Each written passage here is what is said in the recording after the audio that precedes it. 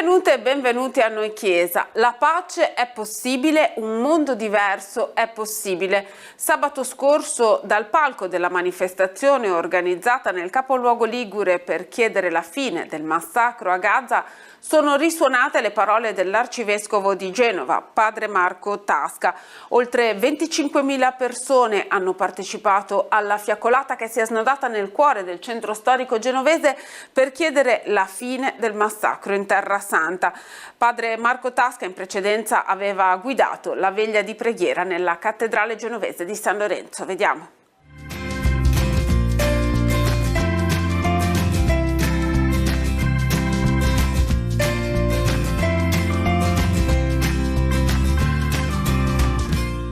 Noi siamo con i giovani di Gaza, siamo con i giovani dell'Ucraina, siamo con tutti i giovani che vivono in paesi insanguinati dalla guerra.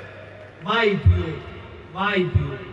Grazie davvero di questo momento e il Signore, io sono credente, ci faccia il grande dono della pace. Usa le parole di Papa Leone, quelle pronunciate dal pontefice davanti ad 1 milione di ragazzi al Giubileo dei Giovani, Monsignor Marco Tasca, per ricordare che la pace è possibile, che un mondo diverso è possibile. Circa 25.000 persone hanno preso parte sabato sera a Genova alla fiaccolata organizzata da Music for Peace contro il genocidio del popolo palestinese. Un corteo pacifico partito dalla sede di Music for Peace che ha raggiunto piazza Matteotti, dove si è unito ai saluti anche l'arcivescovo di Genova. Un appello per la pace che è risuonato anche in precedenza nella cattedrale di San Lorenzo, dove in molti hanno partecipato alla veglia di preghiera guidata dal pastore della diocesi genovese. Sull'altare cartelli colorati con i nomi delle nazioni toccate dalla guerra. 2 le intenzioni di preghiera che Monsignor Tasca ha indicato: una per gli operatori di pace, per chi si spende in ogni parte del mondo per trovare strade di conciliazione e perdono; una per chi non opera per la pace ma cerca il conflitto, il terrore e l'ingiustizia, una preghiera affinché queste persone trovino la guarigione del cuore. Sono molto contento davvero che insieme questa sera possiamo pregare il Dio della pace, perché il nostro Dio è un Dio della pace e vuole che tutti gli uomini e le donne vivano in pace, in serenità, con un futuro. E credo che davvero qui siamo insieme questa sera per dire il nostro desiderio, ma anche la nostra voglia di fare qualcosa perché ci sia questa pace e sia un dono che il Signore ci vuole fare perché noi lo accogliamo. Ecco l'augurio che io faccio, che sempre più possiamo accogliere questo dono di Dio che è la pace e vivere da uomini e da donne secondo il desiderio di Dio. Il vescovo di Chiavari, Gianpio De Vasini, invita a pregare per la pace. Sconvolti dalle morti, dalle sofferenze, dalle devastazioni provocate dalle guerre in corso e preoccupati per il reale rischio di escalation degli attuali conflitti, scrive il vescovo della diocesi di Chiavari nella lettera indirizzata a tutte le comunità diocesane: sabato 11 ottobre, memoria liturgica di San Giovanni XXIII, autore dell'enciclica Pacem in Terris, alle 19 nella cattedrale di Nostra Signora dell'Orto a Chiavari ci uniremo a Papa Leone, si legge nel messaggio, e ai fedeli di tutto il mondo, recitando insieme il rosario per invocare dal Signore il dono della pace.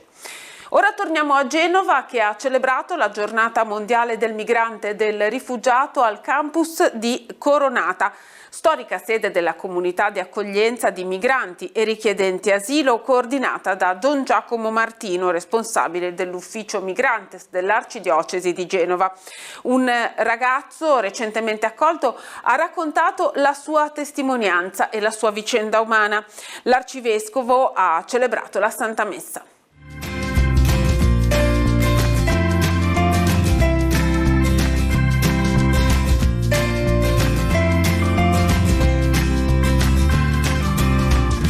Continua l'esperienza del campus di Coronata, ce la descrivi in poche parole? Beh, è un'esperienza coinvolgente dove i nostri ragazzi imparano l'italiano, imparano a vivere fra di loro, imparano a conoscere le persone italiane per i tanti volontari che vengono qua, e abbiamo attivato parecchi laboratori per cui parecchi riescono a trovare lavoro. Quante persone accogliete in questo momento? In tutta Genova sono circa 600, a Coronata siamo sui 170-180 persone che vivono qua e e spesso fanno anche appunto esperienze di volontariato e di attivazione lavorativa fuori. Celebrare qui la giornata del migrante è un segno di attenzione e vicinanza della Chiesa. Sì, credo che sia stata l'idea del Vescovo, che io inizialmente ho detto ma in cattedrale viene più gente, ma invece aveva ragione lui perché sono i luoghi segno quelli che bisogna imparare a visitare e toccare con mano. La testimonianza che abbiamo sentito ci ha offerto uno spaccato veramente drammatico e in un contesto in cui si sente forte la nostra città, dà testimonianza all'esigenza della pace, del camminare insieme, dell'essere uniti. Vero, e poi come ha detto il Vescovo, ha scritto il Papa nella sua lettera, i migranti sono veramente missionari di speranza, perché nonostante tutto quello che hanno provato sono loro che ci infondono speranza e ci danno coraggio per affrontare un futuro che a noi pare impossibile e incerto, ma loro che hanno passato di peggio ci dicono si può fare. Antonella, tu sei avvocato e sei volontaria qui al campus di Coronata, che servizio fai? Quando i ragazzi arrivano, formazione legale, dico loro quali sono i diritti, quali sono i doveri, quali sono le aspettative, quali sono le possibilità che hanno sulla scorta di quelle che sono le norme italiane e internazionali. Che tipo di esperienza è per te dal punto di vista proprio tuo personale? Da un punto di vista cristiano è una grazia, ho la grazia di vivere il Vangelo tutti i giorni, ero straniero e mi avete accolto ed è una fortuna. Quali sono le difficoltà principali che incontrano i ragazzi quando arrivano in Italia? Fidarsi e affidarsi, anche perché quasi tutti hanno un percorso migratorio che dura da anni e tutti hanno un percorso migratorio che è drammatico, e la capacità di fidarsi anche a figure che magari nel loro paese non esistono, il don, l'operatore, l'avvocato donna, per alcuni l'avvocato donna cristiana, quindi è una sfida più per loro che per me. È segno di fratellanza, al di là delle latitudini, dei nomi con cui si chiama il proprio Dio, alla fine si prega allo stesso modo. Come siete nati e come state portando avanti il vostro cammino? Beh, questa, diciamo, per chiamarla nel nome giusto, sarebbe avventura, è nata da ormai più di 10 anni, dall'amicizia innanzitutto con Don Giacomo, che ho conosciuto quando lui è diventato cappellano del carcere, dove io facevo già volontariato, e da lì è venuta fuori l'idea di fare assieme questo lavoro, questa davvero avventura di accogliere i migranti. All'inizio eravamo veramente poche persone, ma nel tempo, dalla prima casa con una cinquantina di ospiti, si sono poi aperte altre case in città, fino a questa di Coronata, che è diventato poi un po' il nostro quartier generale, il centro maggiore, diciamo, dove si ospitano anche più immigrati. Tenete conto che oggi ospitiamo circa 450 migranti a Genova, nelle diverse sedi che abbiamo, con una cooperativa, appunto un'altra storia, che ha oramai tanti, più di 60 dipendenti, diciamo, che quindi deve operare su diversi fronti. È un lavoro molto bello, ecco quello che vi posso dire, è un lavoro che ha cercato di tenere vivo l'obiettivo che fin dall'inizio ci siamo posti, che è quello di accogliere senza far diventare il nostro lavoro un lavoro da albergatori, ecco, ma invece accogliere in uno spirito veramente di famiglia, tenendo anche conto del fatto che noi siamo realtà che nascono nella Chiesa, dall'ascolto del Vangelo, e quindi a questo ci siamo sempre ispirati, perché non vogliamo, insomma, che perdere di vista soprattutto questi aspetti che sono quelli più importanti per noi. A Sestri Levante le comunità di Santa Maria di Nazareth e di Sant'Antonio hanno accolto Don Stefano Mazzini, che ha assunto l'incarico di amministratore parrocchiale. Don Mazzini, che mantiene l'incarico di vicario generale della diocesi di Chiavari, ha lasciato invece il seminario vescovile di cui è stato rettore per 19 anni.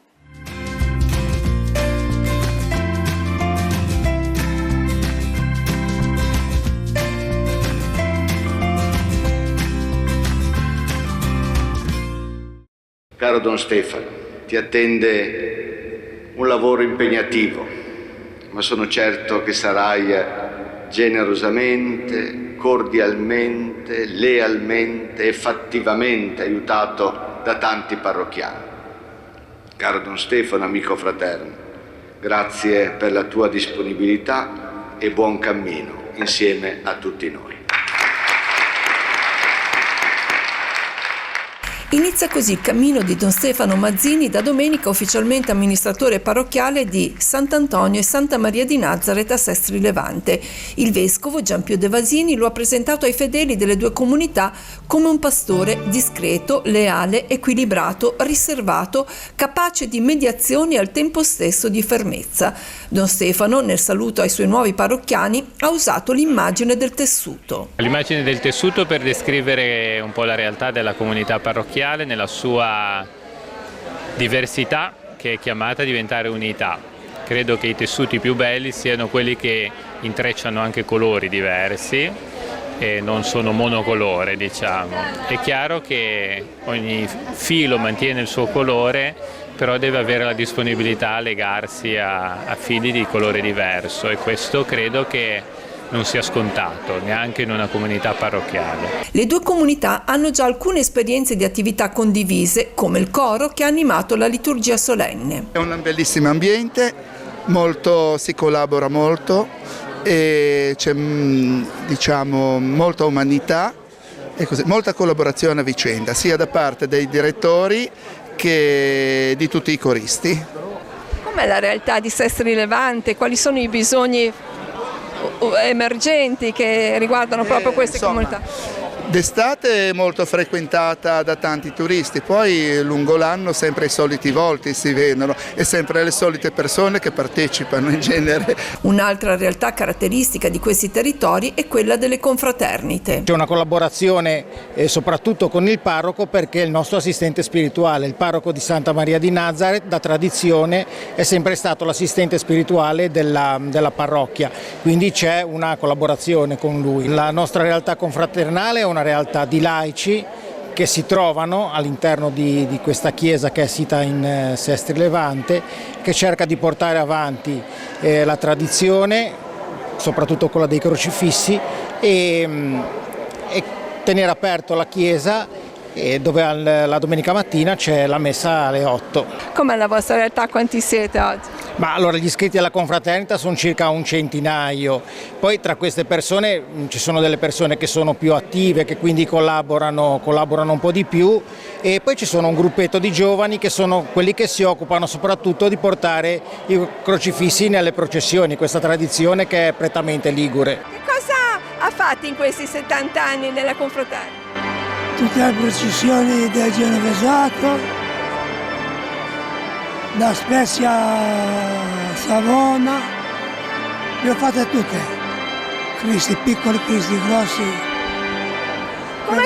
Com'è cambiata questa parrocchia nel corso di questi anni? Manca un po' di ragazzi,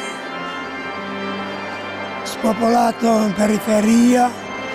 Quando ero ragazzo io c'eravamo 50 ragazzi, si portava i pacchi ai vecchietti, fiasco di vino, la pagnotta, e poi si andava su nell'isola con la signorina che ci accompagnava per tenerci un po' lontano dai genitori e lasciarli un po' lì, perché li facevamo arrabbiare. È contento del nuovo parroco?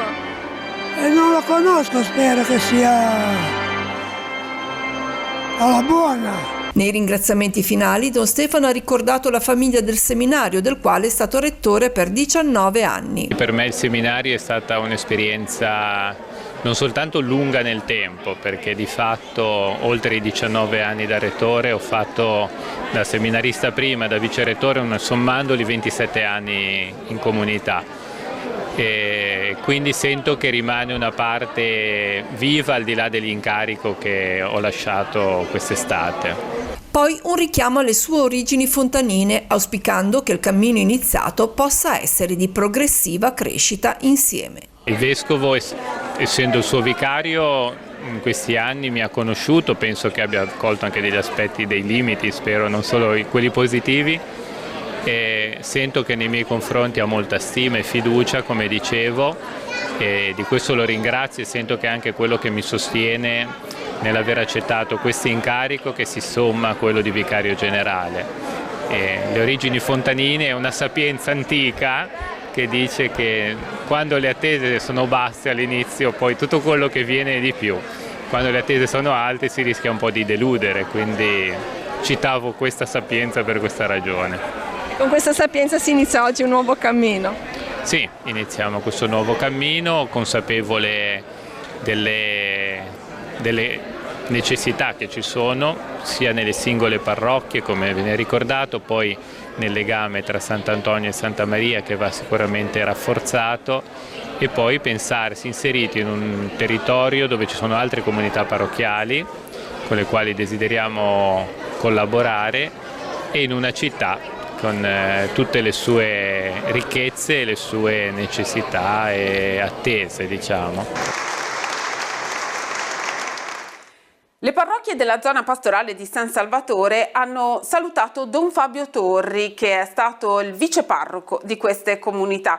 Sabato Don Fabio inizierà un nuovo cammino come amministratore parrocchiale al Sacro Cuore Santa Margherita a Mocconesi Basso, a San Giuseppe e Santa Margherita a Mocconesi Alto, a Sant'Ambrogio di Cornia e a San Bartolomeo di Serra. Il sacerdote Don Torri sabato alle 15:30 sarà accolto nella chiesa del Sacro Cuore di Mocconesi, dove arriverà accompagnato dal vicario generale della diocesi Don Stefano Mazzini. Le parrocchie della Val Fontana Buona hanno salutato a loro volta il parroco Don Guido Perazzo, che assumerà la guida delle comunità di Santa Vittoria di Libiola, San Bernardo delle Cascine e San Giacomo di Loto a Sestri Levante. Don Guido, che è stato nominato anche cappellano del Centro Benedetto a Quarone, prenderà ufficialmente possesso delle 3 parrocchie domenica alle 15:30 con la celebrazione eucaristica nella chiesa di Santa Vittoria. Restiamo a Sestri Levante perché proprio a Sestri si sono radunati gli aderenti al movimento Scout Adulti per il loro Consiglio Nazionale. Si è tenuta proprio a Sestri una 3 giorni di confronto e dialogo in vista dell'Assemblea Nazionale. Vediamo.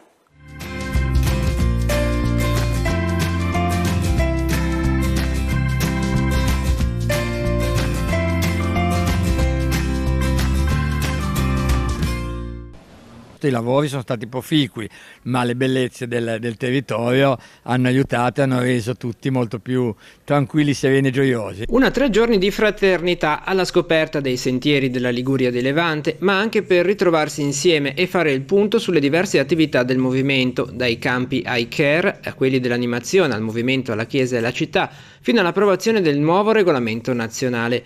Per il MASCI, il Movimento Scout Adulti, il Consiglio Nazionale che si è tenuto a Sestri Levante dal 19 al 21 settembre è stata una tappa importante nel cammino di avvicinamento all'Assemblea Nazionale. All'Opera Madolina del Grappa si sono dati appuntamento i responsabili provenienti da tutta Italia. Essere adulti, essere scout significa testimoniare che nella nostra vita ci può essere un valore aggiunto che è dato dalla vita di comunità, che è dato dalla vita donata anche agli altri con il servizio, che è dato dalla gioia di scoprirci un po' creature di una dimensione più grande, no? E quindi persone che possono portare davvero la testimonianza in un mondo così frantumato, così in difficoltà, ed essere testimoni di speranza come cerchiamo di essere noi vuol dire soprattutto cercare di far capire alle persone che tutta la vita ha un senso, e che quindi quando si dice la speranza è ottimismo, speriamo che domani vada meglio, no, non è questo. La speranza è la certezza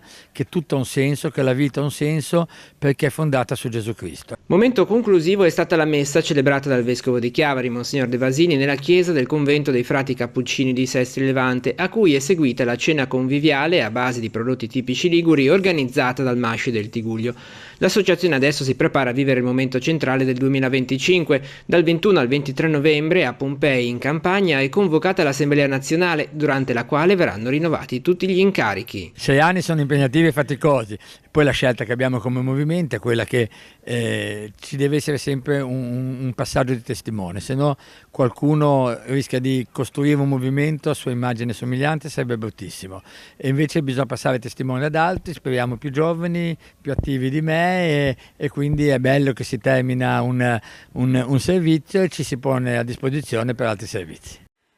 A Orero la comunità ricorda ogni anno il patrono San Michele, ma alla vigilia della festa la comunità si raduna accanto all'edicola che si trova nella frazione di Pian dei Ratti, intitolata al Santo, per la celebrazione della messa. È un modo questo per radunare anche chi di solito per studio o per lavoro vive poco la comunità. Vediamo.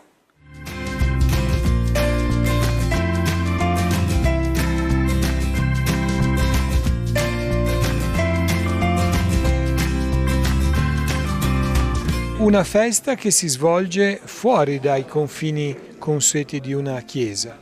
Sì, una volta all'anno ritorniamo un po' alla dimensione domestica della messa fra le case, in questa tradizione appunto che la vigilia, o in questo caso l'antivigilia della festa di San Michele, qui a Pian dei Ratti celebriamo l'Eucarestia in vista della festa.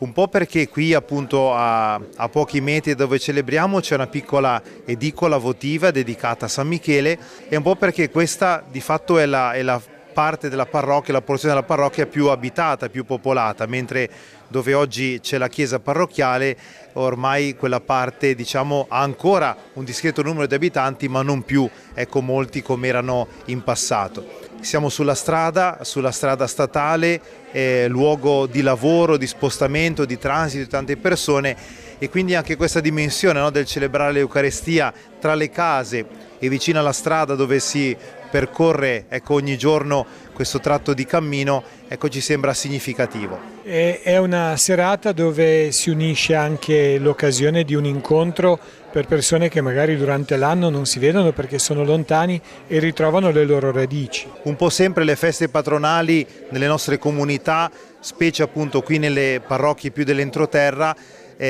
sono occasioni dove poter ritrovare un po' i legami che lungo poi il corso dell'anno si disperdono, perché chi vive in città, chi lavora con orari magari un po' lontani anche dalla frequenza quotidiana, quindi parte al mattino, ritorna la sera tardi.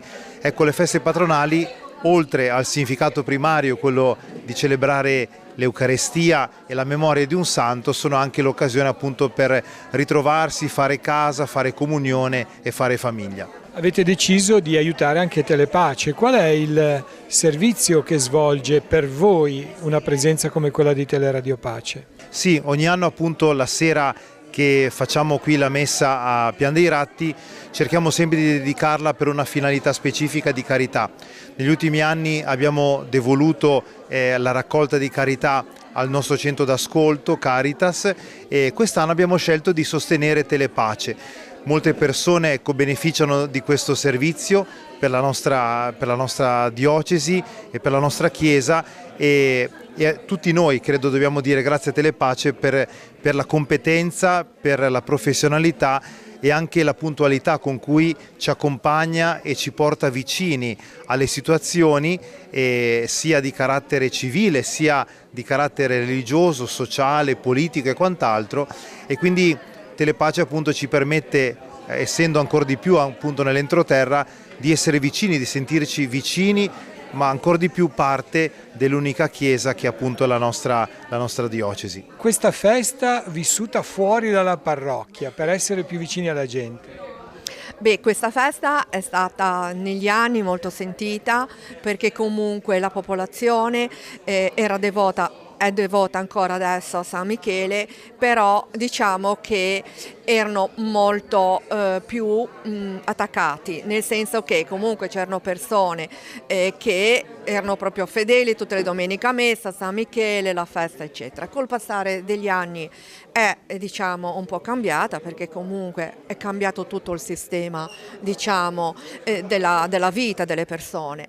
Però è ancora sentita, infatti tante persone che sono originarie di qua ritornano o comunque che hanno dei parenti o degli amici, ma devo dire che tante persone delle parrocchie vicine vengono perché comunque la ritengono una festa per loro importante. Quello che secondo me è diciamo nella mente delle persone è un po' il passato, nel senso che c'era il papà di Carlo, Franco Quairolo, che comunque ci teneva molto, quindi qua sopra faceva la pista da ballo, quindi più di una serata, quindi le persone, ero ragazzina, le persone venivano appunto per ballare, per ascoltare la musica, e qua dove siamo noi faceva gli stand, soprattutto c'era la polenta con la capra. Adesso poi con la sua scomparsa ha continuato Carlo, che si fa aiutare dai parrocchiani eccetera, però